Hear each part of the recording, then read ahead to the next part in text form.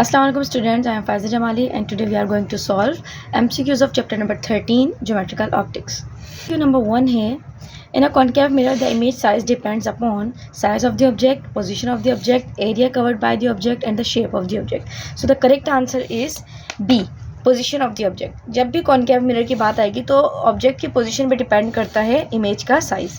Next है, in a normal human eye the image is formed. जो हमारी normal human आई होती है उसकी इमेज कहाँ पे फॉर्म्ड होती है, तो उसकी इमेज हमेशा रेटिना पे फॉर्म्ड होती है. So option C is the correct answer. Number 3 है, when a light ray enters from a denser medium to a rare medium it bends perpendicular to normal, parallel to normal, towards normal, away from the normal. So इसका option number D जो है वो correct answer है, away from normal. MCQ number 4 में पूछ रहे हैं, in a compound microscope compare to an objective the eyepiece length has a focal length. Compound microscope में दो फोकल लेंथ होती है, एक आई पीस और एक ऑब्जेक्टिव. तो जो ऑब्जेक्टिव का फोकल लेंथ होता है वो शॉर्ट होता है और जो आई पीस का होता है वो लार्ज होता है. तो यहाँ पे फोकल लेंथ पूछ रहे हैं कि आई पीस का जो है फोकल लेंथ वो क्या है, तो यहाँ पे हम डी ऑप्शन करेक्ट है जो कि है large. When the angle of refraction is 90 and the refractive index of water is 1.33, the critical angle is. तो हमसे पूछ रहे हैं कि यहाँ पर क्रिटिकल एंगल जो है वो कितना होगा. इसके लिए हम फॉर्मूला यूज़ करेंगे, refractive index is equal to sine of angle of incidence divided by sine of angle of refraction.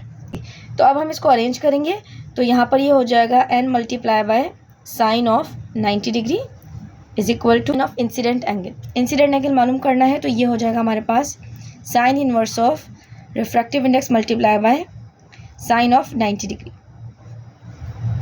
ये है एंगल ऑफ इंसिडेंट के लिए हमारे पास फॉर्मूला अरेंज हो गया. तो यहाँ पर एंगल ऑफ इंसिडेंट मालूम करेंगे तो इसकी अप्रॉक्सीमेट वैल्यू हमारे पास आती है 48.8 डिग्री. जब आप इसको कैलकुलेट करेंगे तो उसका आंसर आएगा 48.8 डिग्री. तो यहाँ पर option number A is the correct answer. 6 में कह रहे हैं, to view dim star we use. Dim stars को देखने के लिए हम क्या यूज़ करते हैं, टेलीस्कोप यूज़ करते हैं. ज़ाहिर है जो भी हमारे पास डिस्टेंट ऑब्जेक्ट होते हैं उसको देखने के लिए हम टेलीस्कोप का ही यूज़ करते हैं. नंबर 7 है, the human I acts like a camera. तो हमारी नॉर्मल आई होती है वो कैमरा के फिनोमिना के ऊपर काम कर रही होती है. इसके बाद नंबर 8 है, a magnified glass forms an enlarged image. जो एनलार्ज्ड इमेज होती है उसकी नेचर क्या है, नेचर बतानी है हमारे पास. तो हमारे पास इसका ऑप्शन ए जो है वो करेक्ट है जिसमें है रियल और अपराइट. नंबर 9 है, the entire light is reflected into the same denser medium which is called. Number B, total internal reflection. Number 10 में कह रहे हैं, in the optical fibre the core is made of glass और plastic of relatively. उसका refractive index क्या होता है, zero, low, high या नो. तो उसका रिफ्रैक्टिव इंडेक्स होता है हमारे पास बी, हाई रिफ्रैक्टिव इंडेक्स. इसी वजह से जो लाइट होती है वो रिफ्लेक्शन के थ्रू ही आगे बढ़ रही होती है. नंबर 11 है, a magnifying glass is also called. Magnifying glass को हम कहते हैं simple microscope.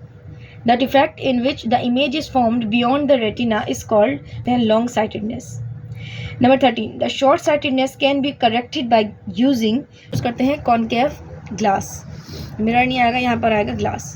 Lenses forms images through. जो lenses होती है वो images किस प्रोसेस से बनाती हैं, तो यहाँ पर आएगा refraction. मिरर के अंदर रिफ्लेक्शन होती है और lenses के अंदर रिफ्रैक्शन होती है. नंबर 15 में हमसे कह रहे हैं, to illuminate the inaccessible places in the tooth dentist use. जो डेंटिस्ट होते हैं वो कौन सा मिरर यूज़ कर रहे होते हैं, डेंटिस्ट जो है वो कॉन्केव मिरर यूज़ कर रहे होते हैं.